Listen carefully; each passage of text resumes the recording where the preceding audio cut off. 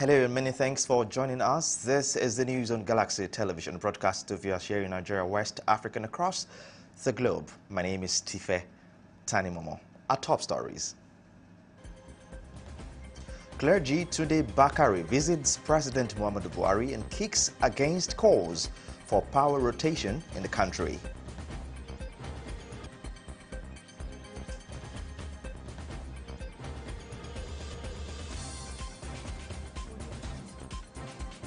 Plus, on the news, on politics, the All Progressive Congress warns against impersonification ahead State Congress.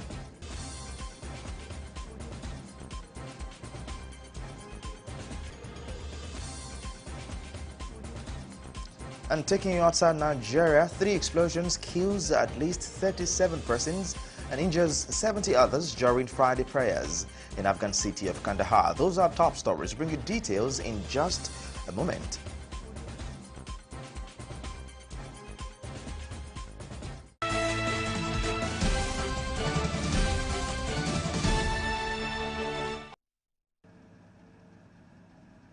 A very warm welcome to you and many thanks for joining us on the news at this moment. Tonight, we'll begin with stories from the Federal Capital Territory as the 7th overseer of the Citadel Global Community Church, CGCC, Lagos Pastor Tunde Bakare, has kicked against calls for power rotation in the country.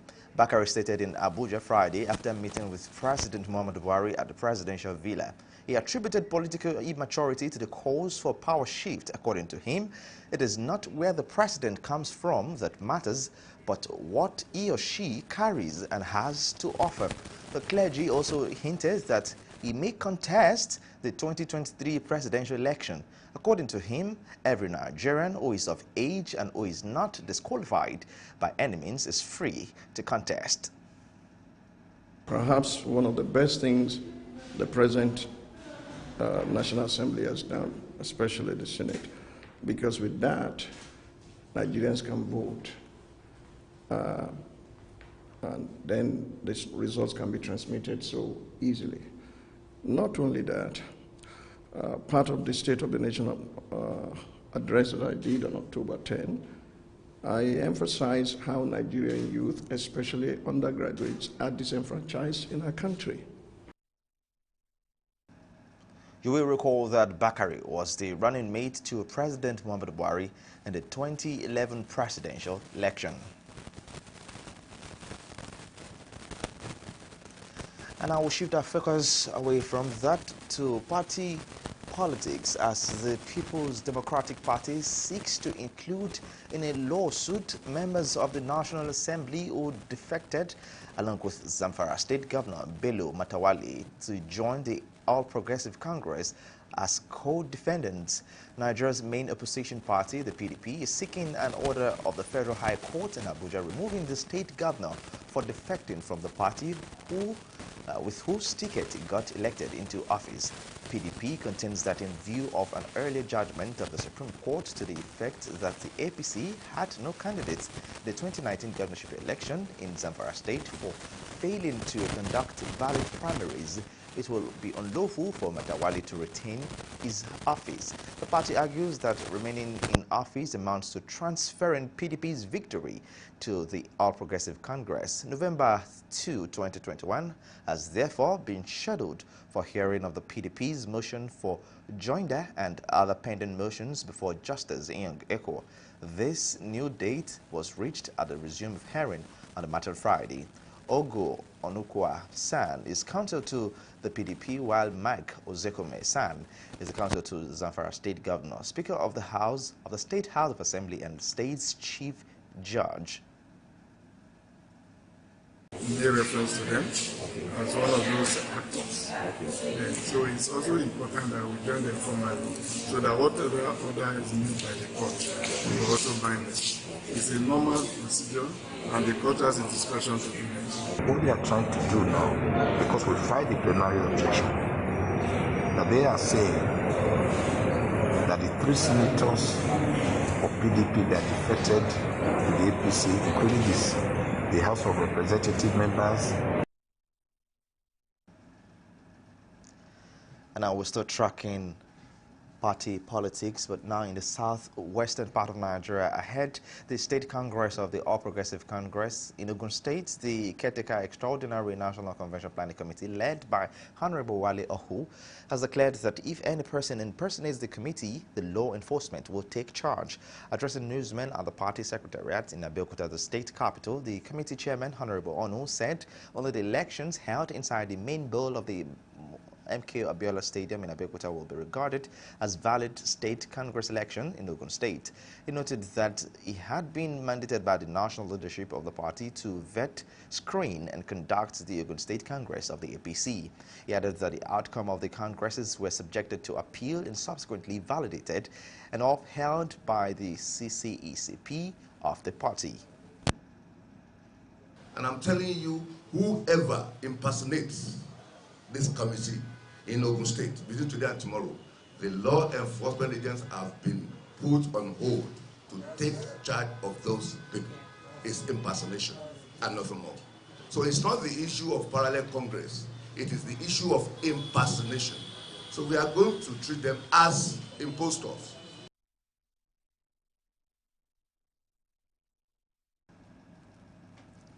We're still tracking stories around party politics as the local electoral committee, saddled with the responsibility of conducting the Saturday, 16th October 2021 Congress of the All Progressive Congress APC, says the committee will work relentlessly to ensure a level playing ground is put in place for all political aspirants. The chairman of the committee, Barrister Akaolisa, who doubles as the Attorney General of the state, disclosed this while interacting with journalists at the party secretariat in Owerri. He affirmed that the Congress would toe the line of consensus should need be. The work of the committee is to ensure that you present a level playing ground for everybody, so that the election must be transparent and somebody will emerge on the popular vote for it.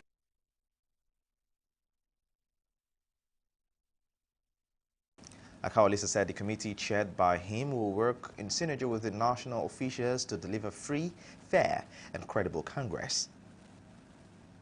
Officials from Abuja, when they come, they ratify. The screening committee will bring out the final list of those who are contesting, and then we will look at it, we will know whether there are people. But I know that a lot of people have picked their forms, so by the time they come, they will tell us the people that come. We'll stay with party politics for a moment, but now in the Middle Belt, as newly elected party chairman of the All Progressive Congress in the 22 local government areas of the Benue State have been inaugurated today at the state's party secretariat in Makurdi, the Benue State capital. The presiding chairman of the committee, Professor Joseph Wamo, charged the party chairman to live up to expectations and ensure the party remains cohesive and united while it works towards repositioning the party in 2023.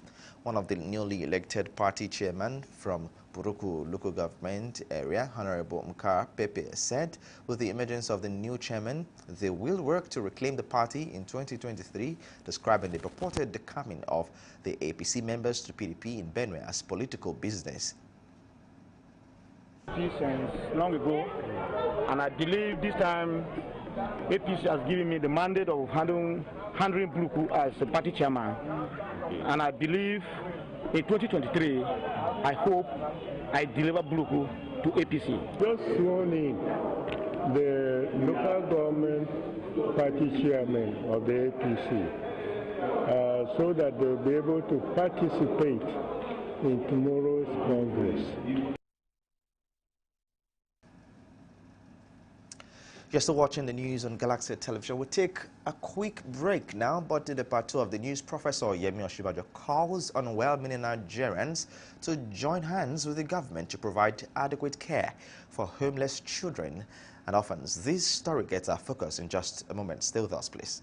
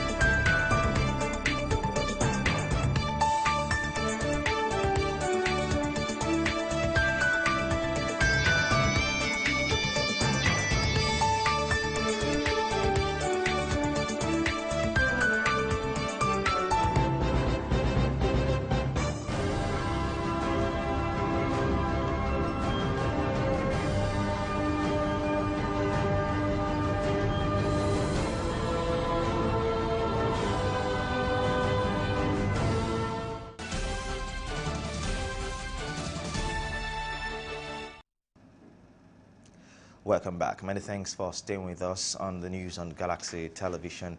Now, I must say sincere gratitude to our virtual viewers here in Nigeria and across the world for joining us on our social media platforms. Now, if you want more updates and latest news, you could also visit our website at www.galaxytvonline.com or subscribe to our YouTube channel at youtube.com/GalaxyTV Nigeria.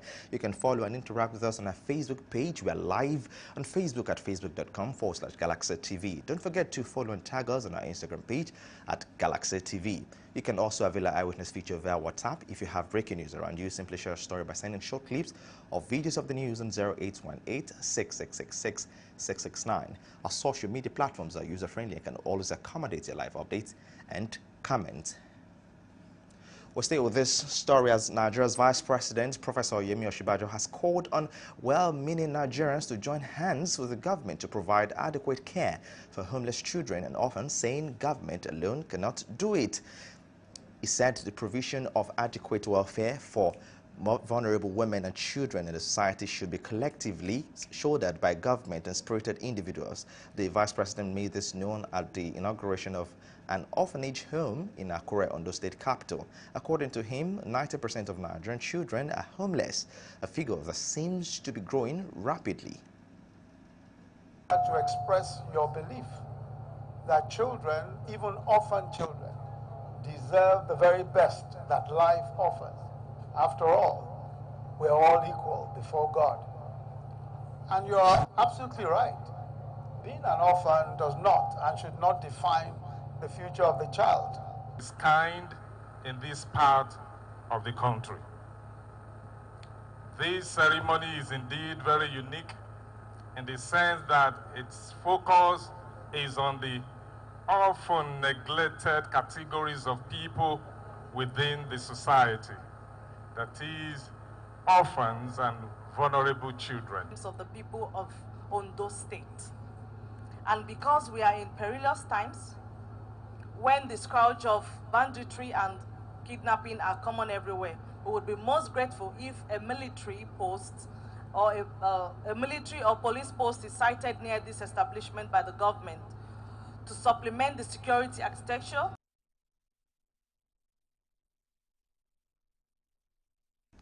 Other dignitaries at the event includes the Minister of Women Affairs and his counterpart in charge of Niger Delta Affairs, who lauded the initiative, royal fathers, and well-meaning Nigerians. And I will shift our focus again from that as the federal government has charged state government, environmental health and development partners across the country to step up their campaigns on hand wash and effective means of preventing disease transmission. Minister of State for Environment Sharon Ikezo gave the charge on Friday in Abuja while commemorating the 2021 Global Hand Washing Day with the theme, "Our Future in Our Hands, Let's Move Forward Together." Ikezo noted that the advent of COVID-19 pandemic and its devastating effect has underscored the fact that access to sanitation and hygiene is an essential need for disease prevention. The first Global Hand Washing Day was celebrated in 2008, and Nigeria joined the rest of the world to celebrate that day. And since then, the global community has been celebrating the day to mark the importance of preventing disease transmission through regular hand washing with soap. The Minister of Education, Malam Adamu, who was represented by the Permanent Secretary, Sonny Echono, said the sustainability of hand hygiene will be institutionalized when young people in primary and secondary schools are involved in the campaign, while other stakeholders urged development partners to provide the tools and resources to sustain sanitation practices. I want to congratulate very heartily the Federal Ministry of Environment on the 2021 Global Hand Washing Day. The theme of this year's commemoration, "Our Future is at Hand, Let's Move Forward Together," calls for coordinated action towards universal hand hygiene, a historical practice that, unfortunately, until the recent past, was beginning to be neglected. That hand hygiene is equally important in preventing diseases and protecting our general health. This day is about taking action to increase access and the practice of hand washing with soaps to foster community action and hygiene in a bid to stop the spread of diseases such as COVID-19.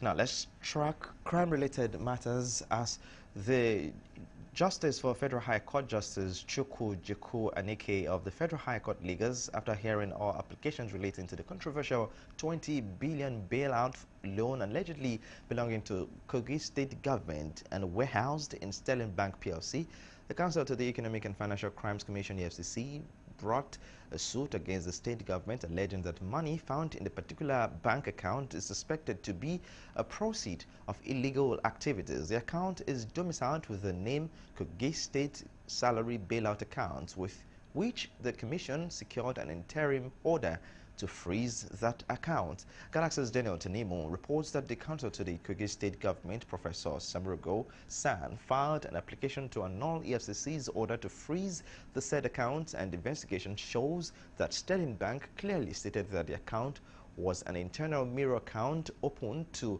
monitor repayment of the 20 billion naira bailout funds granted to Kogi State Government. However, the state government said they never operated that account and never mandated anybody to open that account on their behalf.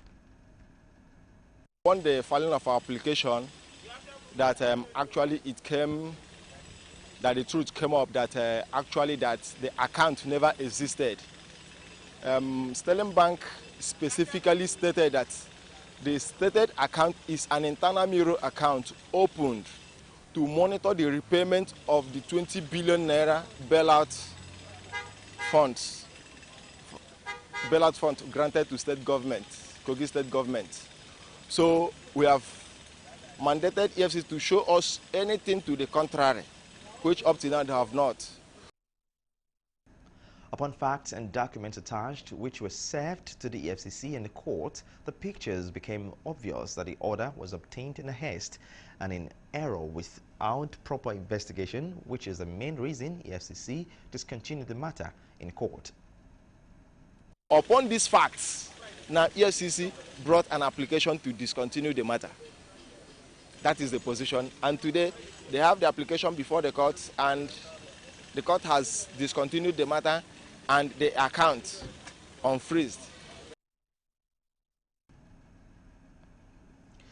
Now let's shift our focus to educational matters, as the COVID-19 pandemic played a significant role in awakening the education sector to modern technology for teaching. This is one of the highlights of an educative seminar held in Lagos. Iribami Salakot tells us more on this report. As the world is becoming a global village, all sectors of life are being compelled to keep up with technological trends. COVID-19 pandemic was an eye-opener for the inclusion of technology in education. In light of this, the United States Consulate General sees the growing need for virtual education, and in alliance with the state government, organized a training program for teachers to equip them with all that is necessary to be a teacher befitting the 21st century and to promote teaching excellence in schools. I think this is a great partnership in the sense of we are involving our alumni. This is an alumni-led project with funding from the United States Consulate, and so our alumni are doing amazing things all over Nigeria, and this is just one example of them. But there hasn't been a lot of focus on virtual engagement, how to leverage technology, how to leverage the modern tools to reach students in a different way, sometimes students in their homes. So today we are celebrating teachers, we're gathering teachers, and the aim is to empower teachers, to equip them with the necessary pedagogical skills that is going to help them in the teaching and learning experience in the classroom. We know that teachers are actually the ones that are driving this course. Without the teachers, we cannot do anything. So anyone that comes to Lagos State helping to, giving us that opportunity to empower teachers to be able to achieve that education and technology agenda, the governor is always, happy about that. The seminar also highlighted opportunities for students who have performed well academically to study in the United States with scholarship benefits. Irebami Salako, Galaxy TV News, Lagos. Wife of Ogun State Governor Bamidele Abiodun is seeking support for the girl child in Ogun State through the provision of accelerated digital platforms for learning, earning and connecting, amongst others. Abiodun made this known in her address while commemorating 2021 International Day of the Girl Child in Abeokuta, the Ogun State capital. With the theme Digital Generation, Our Generation, wife of Ogun State Governor Bamidele Abiodun says the need to strengthen commitment towards creating avenues for more solutions to gender inequality remains one she's committed to. We have ensured that despite the setbacks caused by the global health crisis, we are still able to work towards bridging the digital literacy gap that many of our young people are experiencing. On ways the girl child can get stability amongst other gains, she calls for creation of platforms and pathways that will make the world safe for the girl child. She adds that bridging the gender digital divide goes beyond having a computer lab in schools, but adds that more girls should be able to have a personal computer with access to tech-related skills and jobs. All hands must be on deck to support our girls by providing accelerated digital platforms for learning, earning, and connecting. Our girls fully understand their digital realities and have the solutions to create the right path to endless potentials. And now in Ondo State, members of the National Association of that state students, particularly NAOS, have resolved the crisis that trailed the recently conducted election of the association. The election, which took place last week, polarized the students' body. One of the contestants for the position, Atoyebi Grace, who initially rejected the outcome of the election, has backed down and praised the winner of the election. Addressing newsmen at the conference at NAHOS Secretariat, Atoyebi said there is no more crisis in NAHOS. Yeah, there are things like that, but along the line, I got to know that if there is no selfish interest in this position, then I think it is the right time to work along with my colleagues, in as much we are ladies, and build this organization together to the next level. And as regard the uproar on the social media, I want to say this. We are women, and women are known for orderliness. Women are known for tranquility. And on this note, we've come to say we are one. Yeah. And NAOS is also one. Yeah. Now, as the world celebrates the International Day of God Cane, Nigerians have been advised to support the vision-impaired individuals in society. Correspondent Kuluju reports that members of the group and other stakeholders walked from the main gate of the University of Ibadan to Women Development Center in Samonda, calling for adequate attention of people with vision problems. They used the venue to disabuse the insinuation that people with God cane are primarily beggars, adding that the cane signifies that such people need to be treated with respect and love. The executive assistant to Governor Seyi Makinde on disability matters, Adekanbi Ayodele, the chairman Association of the Blind, Oyo State, Bello Lekon, and President Foundation of the Rescue of Abandoned Children, African Children, Ronke Oni, called on Nigerians to see people with vision problems as their fellow countrymen who must be loved and cared for. Public be aware of what this thing is all about. We realize that a lot of people in the society do not know what this thing means, especially the transporter and the road user. Today is to let them know that any time they see this from anybody that lives with visual impairment, the symbol means I am living with visual impairment, but I am not a beggar. Holding a mobility cane as a blind person does not symbolize that that person is a beggar, but it is to call attention that this individual needs support, either to navigate the road or to navigate a passerby. But what the point is that people should not believe individuals that hold guard canes are probably beggars. There is ability in disability. And today we are giving out the white cane for free. So we want to encourage all of us to celebrate with us and know that there is ability in disability. Action Aid Nigeria has called on the federal government to govern its efforts to promote rural women's voice agenda, livelihoods, rights and resilience to ensure continuous cultivation of good food for Nigerians. Country Director of Action Aid Nigeria, NAOB, made the call at the launch of Earth Walk campaign in commemoration of the International Day for Rural Women held in Abuja Friday. Obi, who was represented by Director of Resource Mobilization and Innovation, Andrew Mamedu, said rural women farmers need to be supported to increase the productivity and profitability of their efforts in the agriculture chain. Mamedu also demanded sustainable approaches to address land grabbing, discriminatory social norms that exclude women from land ownership, as well as other long list of varied cultural practices that inhibit agricultural productivity. The government of Nigeria, we have innovative things we can do, including making things like cooking gas. We should stop gas flaring and channel those gas and put them into our homes for cooking. Symbolically, we are leveraging the Earth Walk campaign to amplify the call for rebuilding the broken global system using the bottom-up approach. There must also be partnership between government and civil society to scale up responses on climate-resilient agriculture.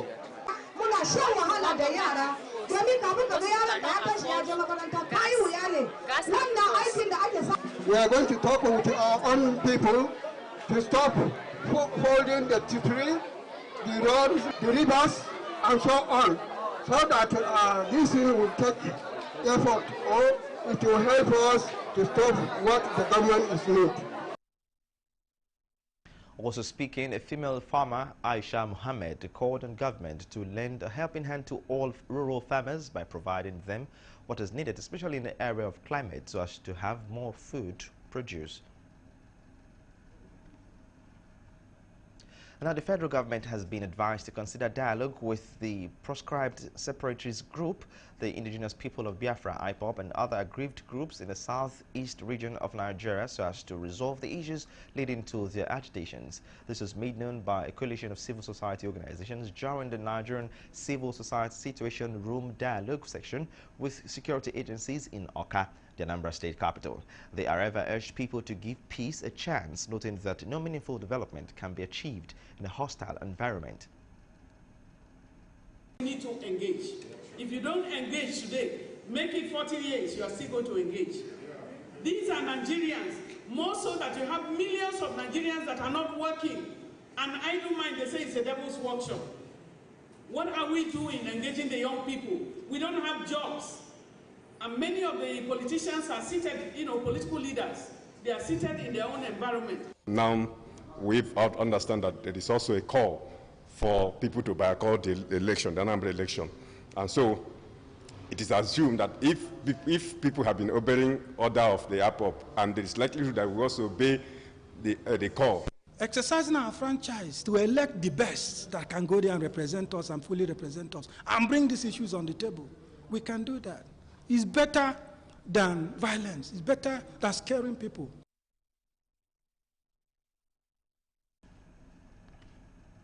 You're still watching the news on Galaxy Television. We'll take yet another break. When we return, we'll bring you more reports. Stay with us, please.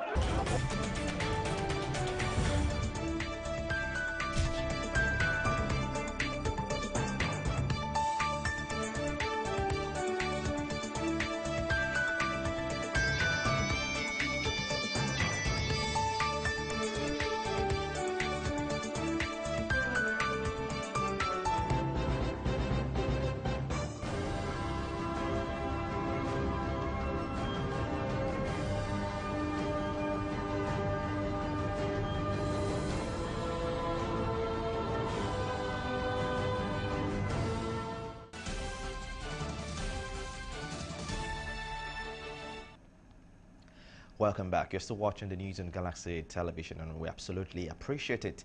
Authorities of the Nigerian Army have solicited the support and cooperation of all Nigerians towards ensuring safety in schools across the country. The General Officer Commanding Division 2 of the Nigerian Army, Odogbo, Ibadan, Major General Gold Chibuze, gave the admonition while addressing students and parents of Command Day Secondary School, Igbobo, Ibadan. Correspondent Kuliojo completes the story.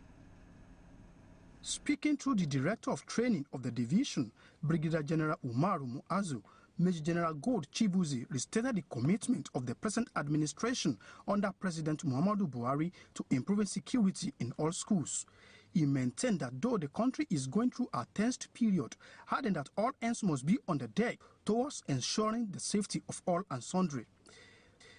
Major General Chibuze charged parents, guardians, and students to be security conscious in their environment and report any unusual activities to the appropriate security agencies. On his part, the commandant of the school, Major Adedeji Akindele, charged parents to monitor the kind of friends their ward associate with in order to curb criminality. 1. They should not rest in their hours. They should continue to support their children, to educate them. The best thing they can give their children is education. Secondly, they should monitor whatever their children are doing, the kind of friends they move, and where they used to go. They should monitor them so that we will not be having criminals and criminality. The issue of security is everybody's business. So it is also expected that parents should also monitor the activities of their children. Since I assumed office, what we've tried to do is we've tried to bridge the gap between the school and the home. A cross-section of government officials, members of the Old Student Association, and parents who spoke at the event commended the Army for taking proper custody of the children while they called for improved security in the school. Government's perspective, we've told them to write us officially and see how we can do what we can do for them. Of course, from what they submitted to us about a year ago, that was why we gave them one borehole from the government perspective, and they said they have some challenges in terms of their classroom. So when they also send the letter to us, we know how to handle that for them. Also not forget about the discipline and the thought of excellence that has been imparted into them. With that, they will go through life and they will be able to cross obstacles that come before them. Being in the barracks, I believe the school is naturally secure in this habitat.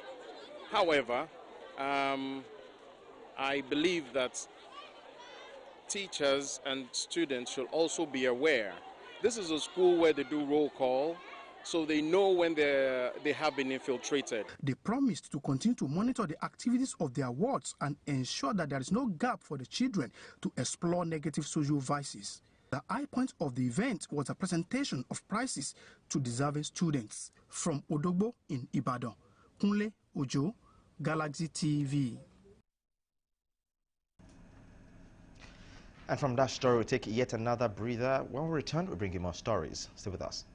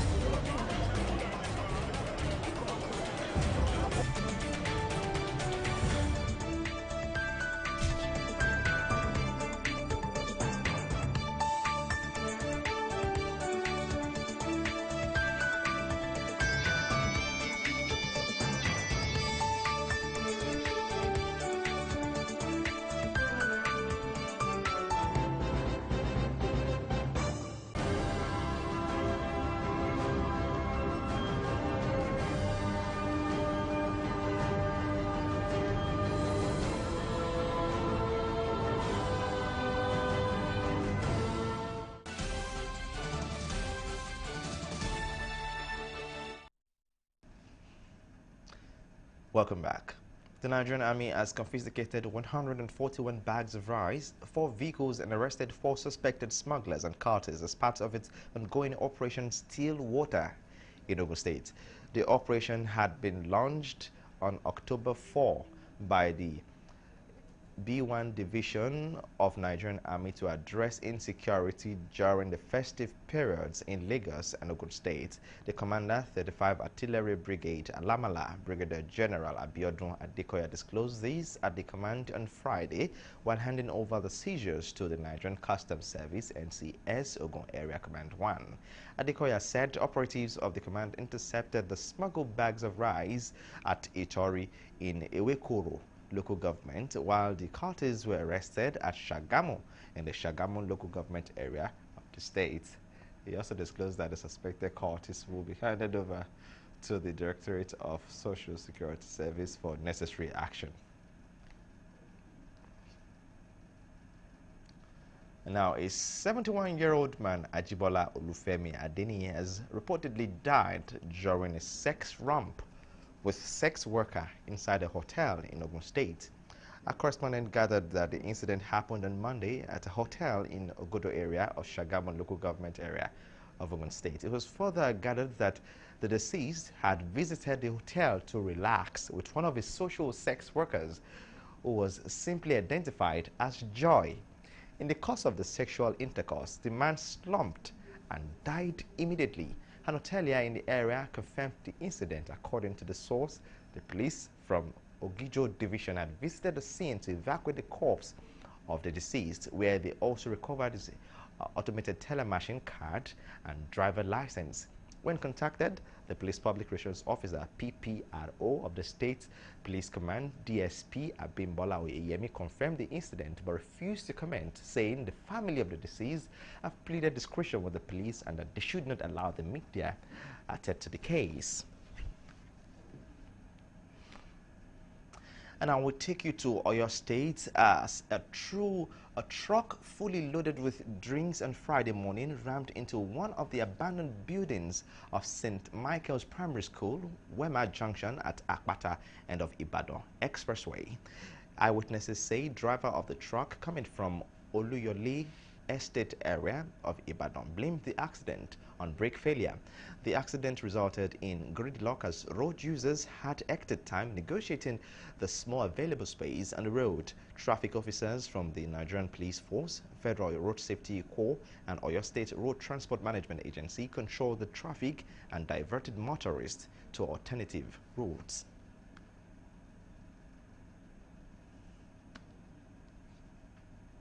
You're still on the news on Galaxy Television. We'll now take you on a flight outside Nigeria to bring you international news. Stay with us.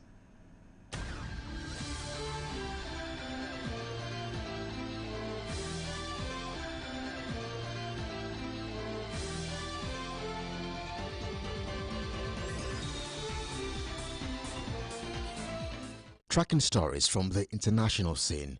At least 37 people are dead and 70 more injured after 3 explosions through Shia mosques during Friday prayers in the Afghan city of Kandahar. Pictures from inside the Bibi Fatima mosque show shattered windows and bodies lying on the ground, while other worshippers trying to help. Reports say there were 3 suicide bombers. One detonated their device at the door of the mosque, with 2 more setting off their inside in the building. Friday prayers are the busiest congregation of the week, and the building was full of worshippers at the time. At least 15 ambulances were at the scene afterwards. Taliban special forces have secured the site and have asked people to donate blood to help the victims. No group has yet claimed responsibility for the attack. But journalists say ISK, a local branch of the Islamic State group, is expected to say it was behind the blast. Kandahar is Afghanistan's second largest city and the spiritual birthplace of the Taliban, so an attack in the city of ISK, which is extremely hostile towards the Taliban, would be significant. The Taliban took control of Afghanistan after foreign forces withdrew from the country at the end of August, following a deal agreed with the U.S. It came 2 decades after U.S. forces had removed the militants from power in 2001.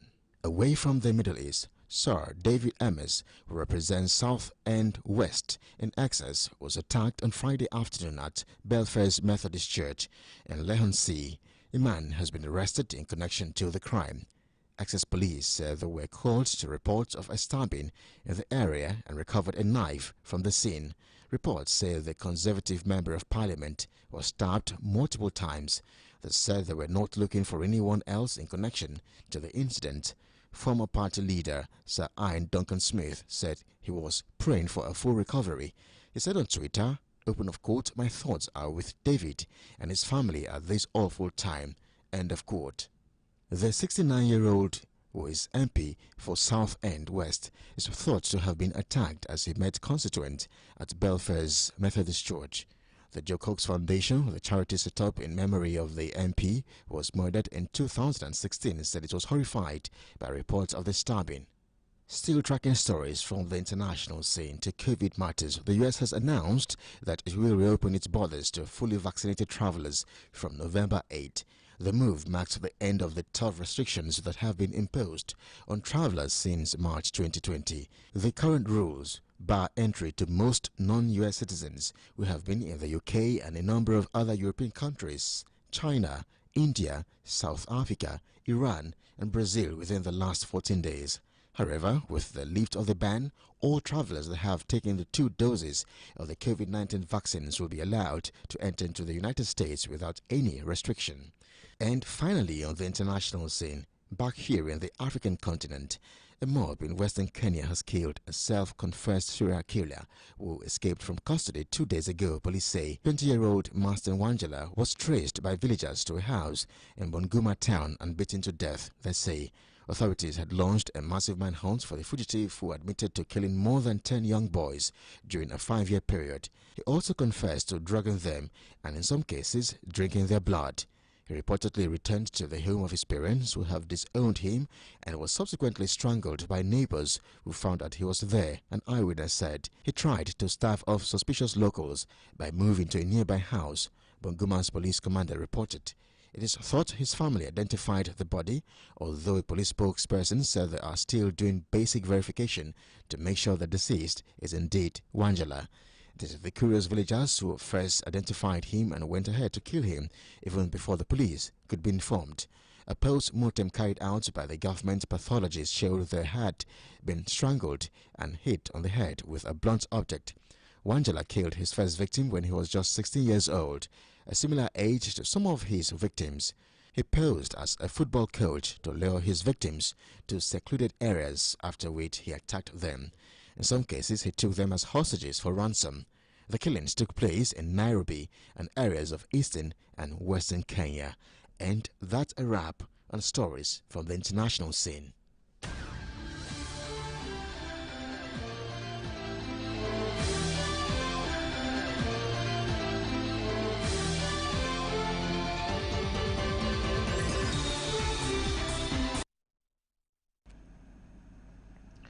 Bringing you up to date on that second story from our international package, reports now have it that the victim has been confirmed dead.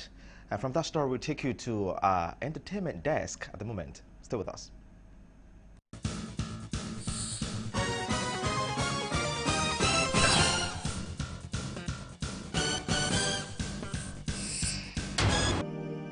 Welcome to Entertainment News.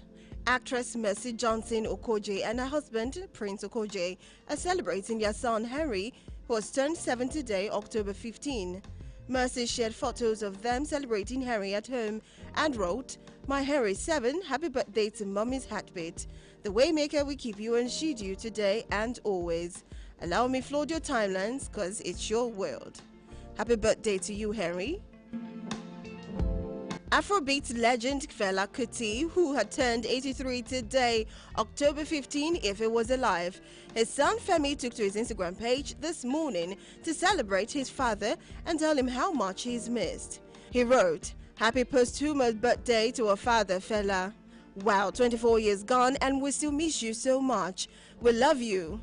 Fela died in August 1997.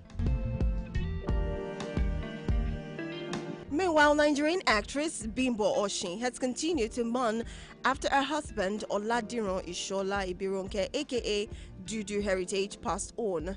The businessman was reported to have died on September 12, 2021 after slumming. A Christian wake-up was organized for the deceased and it was held on October 14, 2021 in Ibadan. A number of Nollywood actors and actresses were in attendance as they turned up for their colleague Bimbo Oshin to pay their last respect to her late husband.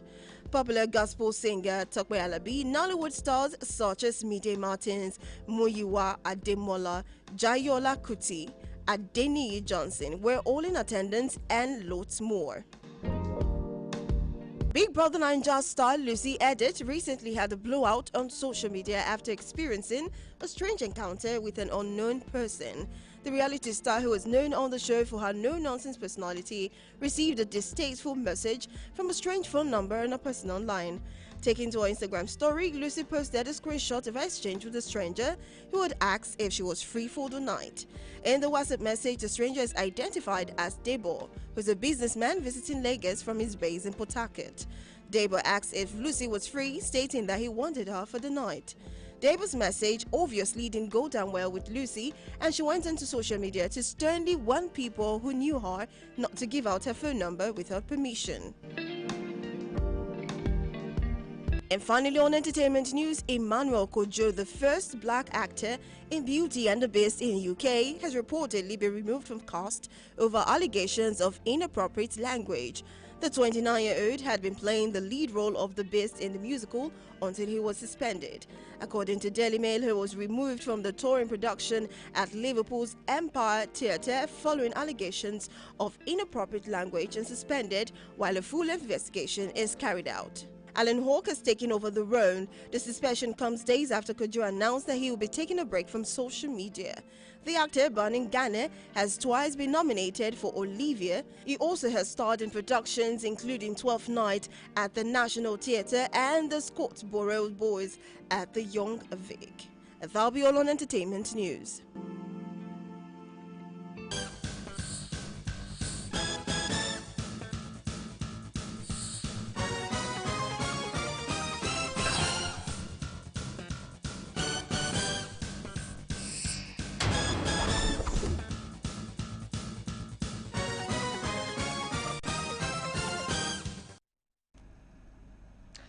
And the entertainment news does it for us at this moment. Many thanks to our virtual viewers here in Nigeria and across the world on our social media platforms, Facebook, Instagram, and of course on YouTube. We say many thanks for joining us. Now, for more updates and latest news, visit our website at www.galaxytvonline.com or our YouTube channel at youtube.com/GalaxyTV Nigeria. You can follow us and interact with us on our Facebook page at facebook.com/GalaxyTV. You can also interact with us and tag us on our Instagram page at GalaxyTV. If you have breaking news around you, simply share your story by sending short clips and videos of the news on 0818 669 666 669. Our social media platforms are user-friendly and can always accommodate your live updates and comments. And now to our terrestrial viewers, we say many thanks for watching the news. My name is Tife Tanimama. Let's do this again some other time. Bye for now.